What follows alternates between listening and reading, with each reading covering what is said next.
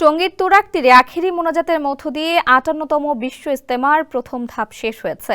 রোববার মাওলানা জুবায়ের আহমেদ পরিচালনায় সকাল ৯টা ১০ মিনিটে শুরু হয়ে এই মোনাজাত শেষ হয় ৯টা ৩৬ মিনিটে। এই সময় মুসল্লিদের মধ্যে দেখা দেয় ড্রোন আতঙ্ক। জানা গেছে, রোববার সকালে বিশ্ব ইজতেমায় আখেরি মোনাজাতের সময় উড়তে থাকা ড্রোন মুসল্লিদের উপর পড়ে যায়। এতে আতঙ্কিত হয়ে এদিক সেদিক ছোটাছুটি শুরু করেন মুসল্লিরা। এ সময় পদতলিত হয়ে কয়েকজন আহত হয়েছেন।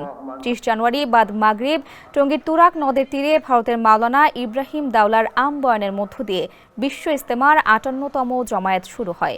শুরায়ে নিজামের প্রথম পর্বের প্রথম ধাপের ৩ দিনের এই ইজতেমায় অংশ নিয়েছেন লাখো মুসল্লি।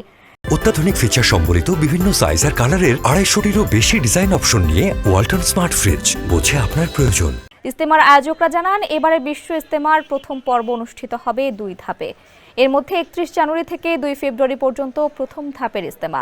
এরপর আগামী ৩ ফেব্রুয়ারি থেকে ৫ ফেব্রুয়ারি অনুষ্ঠিত হবে দ্বিতীয় ধাপের ইজতেমা। ৮ দিন বিরতি দিয়ে ১৪ ফেব্রুয়ারি থেকে দ্বিতীয় পর্বে বিশ্ব ইজতেমার আয়োজন করবেন ভারতের মাওলানা সাদ অনুসারীরা।